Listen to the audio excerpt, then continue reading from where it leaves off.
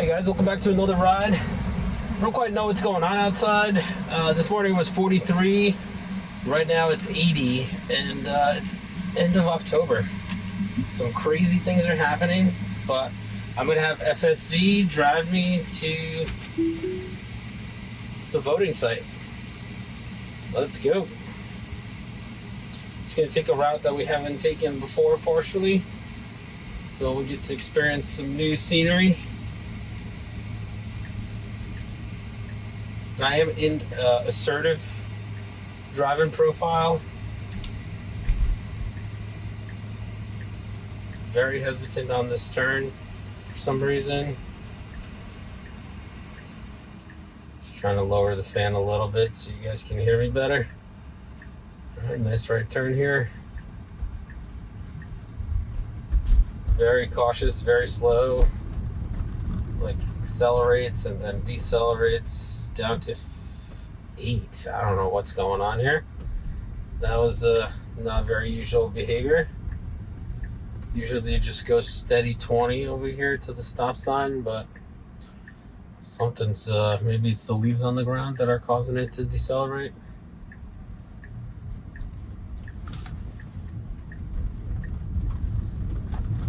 We got a nice left turn here.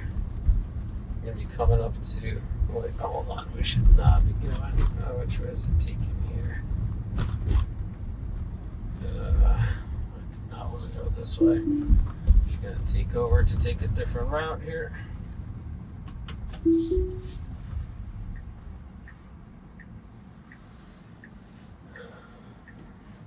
What's it doing? Rerouting? Alright, what's it taking here?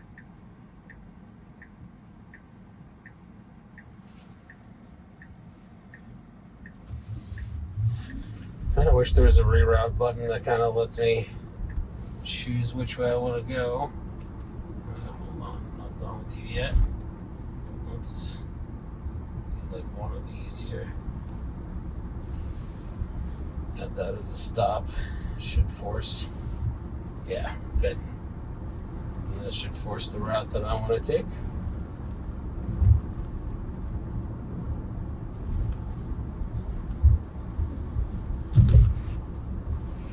So yeah, the weather's been crazy. Morning is cold. Crazy fog this morning. And then afternoon, it's 78 degrees. It's hot. Not sure what's going on. I don't remember weather like that. Today's October 31st, so I don't remember weather like that in October where it's still in the 80s. Coming up to our traffic light here. This is quite a sharp turn to the right at the traffic light. It's definitely like more than 90 degrees.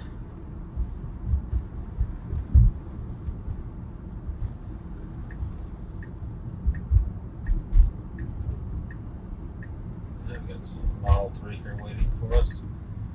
Thank you. Alright, it was cutting it real close to the curb there, so it actually shifted a little bit to the left in the middle of the turn.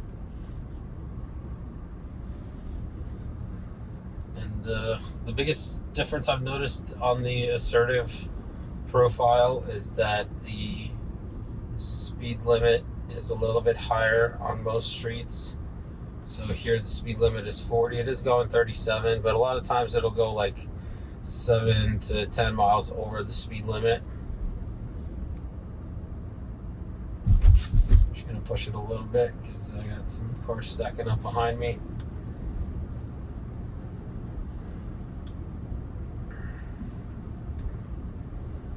This should be nice twisty back roads.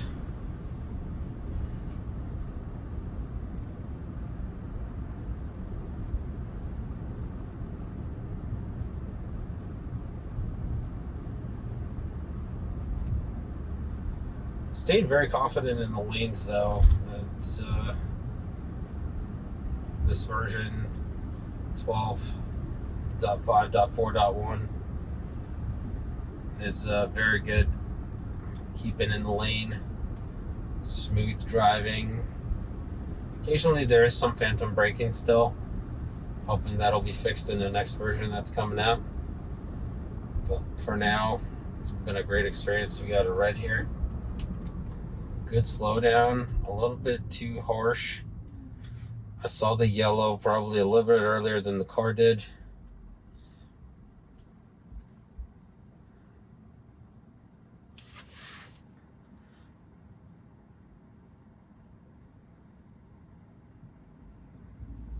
Oh yeah, all right. Looks like a nice drive. So I was talking to my dad about RoboTaxis, and we're just going back and forth on how the process is going to work, and how are these cars going to drive around themselves without any kind of intervention. And Elon did say that we're going to be able to buy these RoboTaxis, so I'm kind of trying to figure out how all the different pieces of it are going to work. So let's say you buy this cyber cab. Will it drive straight to your house? Do you still have to pick it up from a service center, or will it just arrive at your address whenever it's ready? That's question number one. Leave me a comments below of what you think, how they're going to deliver these cars. If they're fully self-driving, there's no reason why they can't just show up at the address specified on the purchase order. So that's a wild idea. One less step in the sales process. You'll be able to just order the car online, and then when it's manufactured, it'll be brought to the closest service center, and then the service center will say, okay, ready for pickup. And maybe if you paid in cash in full, then the car will just be sent to your address instead of you coming to pick it up. I don't know. It's up in the air how that will work. And then once you receive the car, let's say, oh my gosh, it's real hard to break in here for the school bus. And once you receive, the school bus is letting everyone pass it. That's a very nice thing to do. Thank you very much. And once you receive the car, then what happens? How do you actually, control the car without steering wheel and pedals? And I'm not talking about, sending it somewhere. If somebody, orders the car, you say, take me from this address to this address. I'm talking about you have your Model Y, you have your Cybertruck, and then you have your RoboTaxi. That's the ultimate lineup, I feel. And you got your driveway, and you want to move some things around. How do you move this RoboTaxi around? Are you going to have a joystick on your phone where you're going to be able to tell it, move to this spot in my driveway? It seems very clunky and very strange. Are you going to just say park on the street, and then you're going to make space for it, and then tell it to park on the right side of the garage or something? We don't have an actual way to talk to cars right now, so I'm not quite sure how that will work. I understand in a fleet, if you're a fleet manager and you're working out of a giant parking garage, and you have nice beautiful parking lines where the car can come in and just find parking at a numbered spot. You tell it, this is your spot, and this is always going to be your spot, and you're just always going to park in there. That seems great. But most of these service center lots, even a Tesla, they're packed in there like sardines. All those cars, new cars, old cars, cars for repair, and there's barely any room to move around in there. So how do you tell this RoboTaxi to navigate through that chaos where it's just a gravel parking lot in the back of a building, and you don't have any steering wheel and pedals? I feel that's going to be super frustrating to move those cars around. So that's kind of point number two. And then we also talked about insurance. I'm assuming that eventually Tesla will insure all these vehicles once, we're currently in New Jersey. We don't have Tesla insurance here yet. I think it's in like 12 or 13 states at this point, and hopefully it'll expand to the rest of the country. But let's say that as I'm moving these cars around, they get scratched up or bump into each other. Like, how is Tesla going to know that there's damage on the outside of the vehicle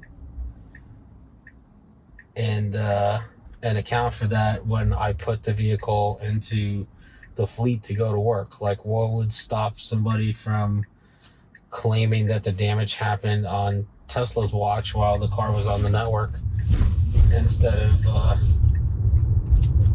something that happened in my driveway because where I told the car to move, it ran into one of my other vehicles or something.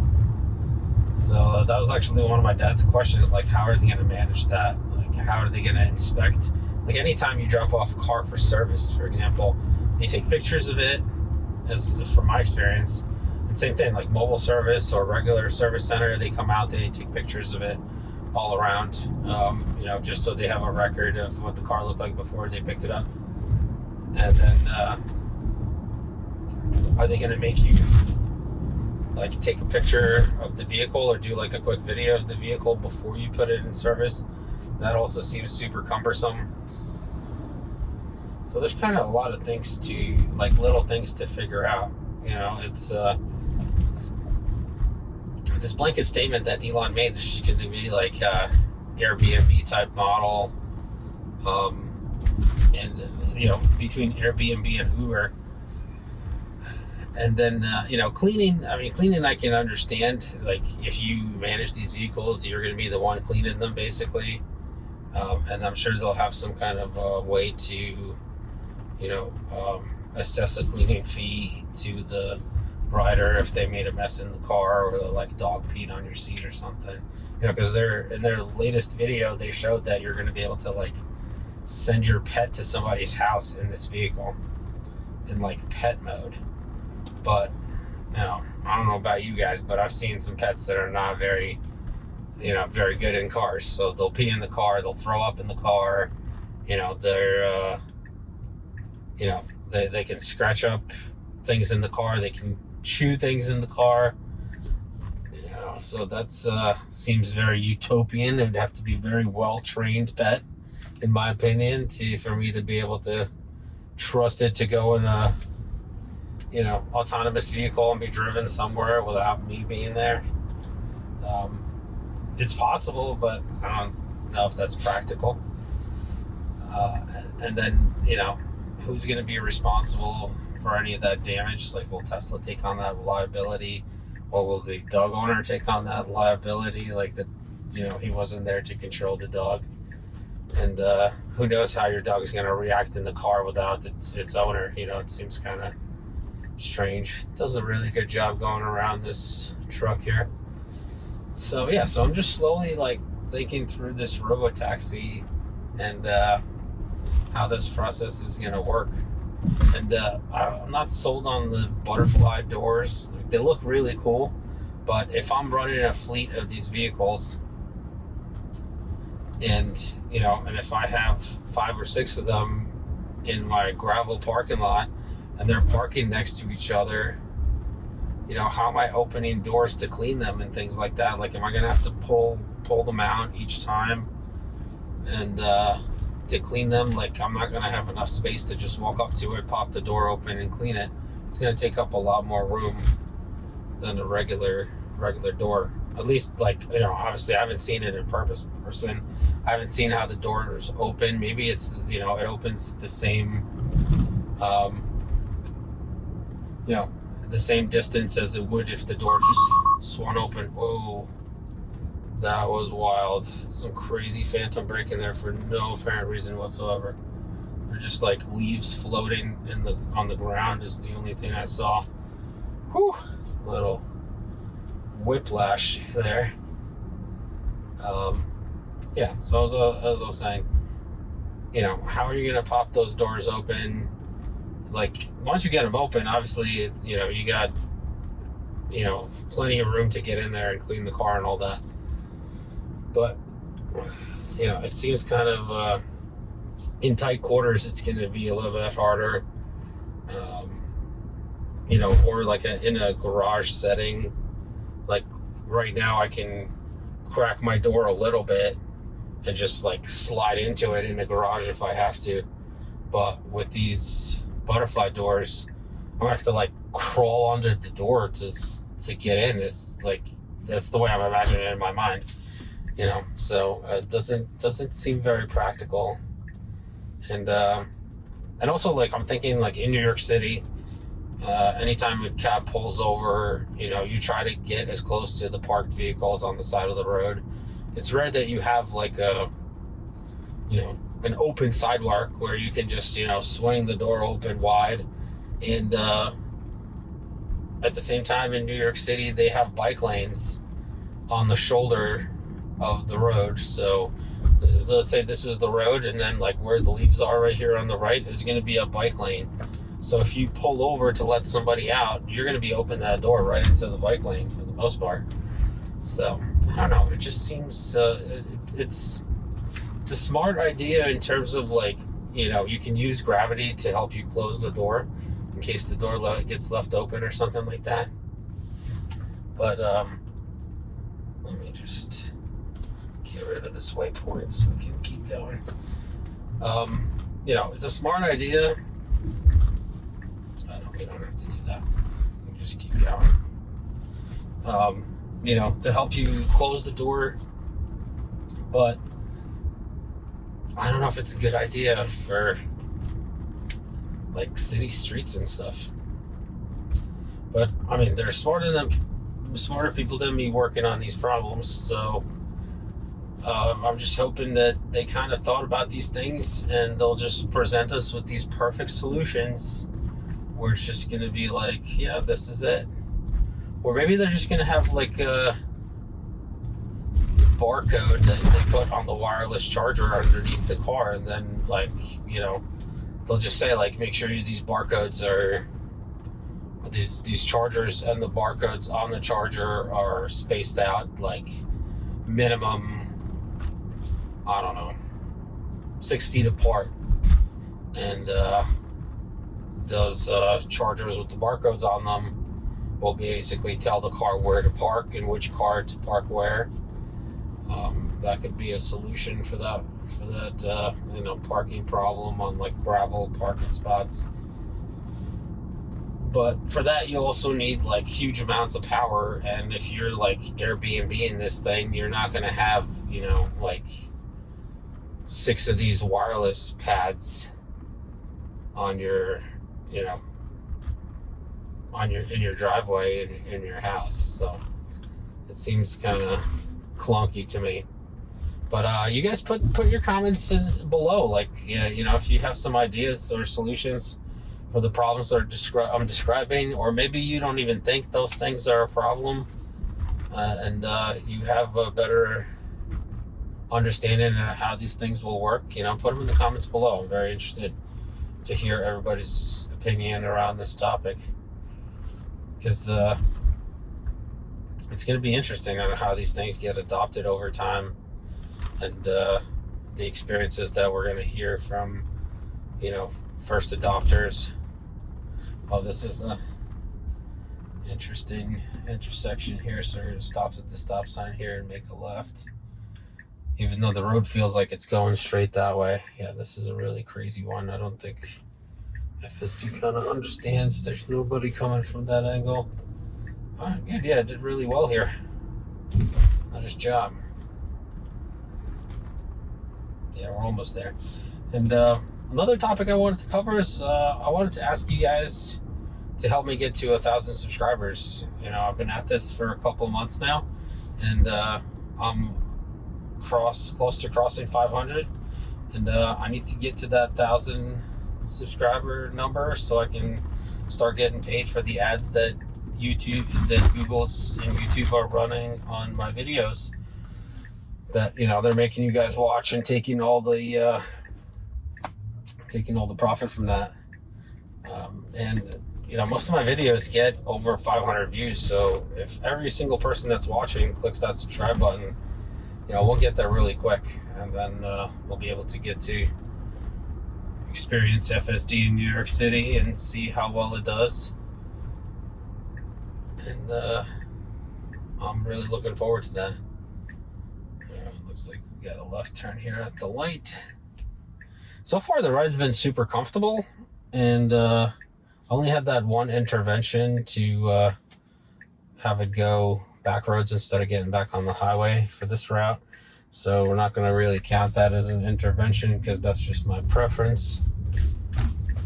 Oh, another interesting point. I did get a chance to ask Homeworks catalog on the Tesla Live space of, what's a good way to classify interventions. A little wide here, we're touching the yellow line. And he basically said that, there's not like a good definition. I don't think anybody knows how Tesla's define interventions, like safety critical ones versus just like comfort interventions. And basically Omar was like, well, it's hard to discern them because, if you think something is a safety critical intervention and you take over and the crash never happens, like, how do you know if the crash would have happened or not happened? So it's kind of like, left to interpretation. But there's got to be a way that Tesla actually defines these things, unless it's just like a perception of their trained drivers that drive their cars. But if they're training a new driver, they need to be able to tell them, like, this is a lot of hesitation on this turn. But it did well. Good acceleration here. It went up to 39 and then 35. Very comfortable speed. I haven't been paying attention to the speed too much. It's been driving, pretty decent on this back roads here, this trip. So as I'm talking to you, I'm not really super focused on the speed. But yeah, so if you have any of your own definitions of what an intervention is, I understand critical interventions like to avoid a crash into a sidewalk or a curb, or to avoid any kind of crash with another vehicle or some stationary object. But other than that, like if it's getting in the wrong lane or if it's missing a turn, does that count as an intervention, or is that like non-safety critical intervention, so Tesla doesn't count those in terms of their FSD progress? So if it just misses a turn, it's no big deal because it'll just reroute to the next turn. So kind of trying to figure these things out. Oh, it looks like they got some lines happening here for the voting.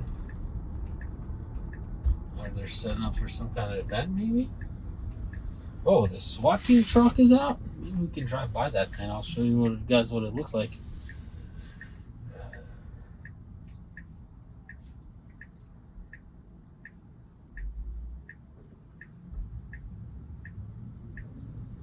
Alright, got a left turn here. No oncoming traffic. We'll see how well it does bring me to the door here. We do have a flower divider look at the office. We got to cross 3 lanes of traffic here. So I'll be very curious how it handles this. We're just waiting for all the traffic to pass. All right, yeah. Not eventful, basically.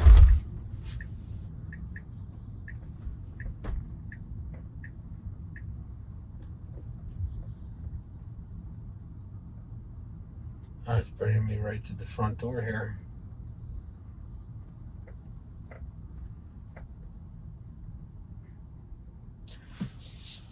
All right, there we go. We got charger parking. Let's do it. Why not? Actually, on the not gonna charge. Let me just take this next one. I'll just hit up the supercharger.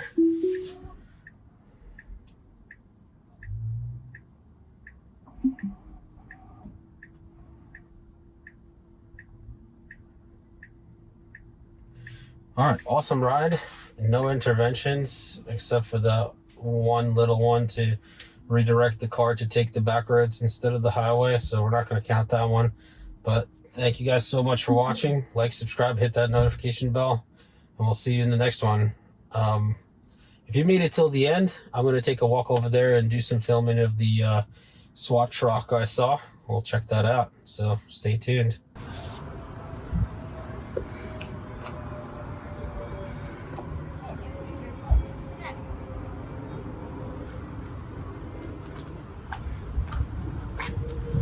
Oh, I thought it'd be right in style in here, but it's just a giant van with a bunch of seats.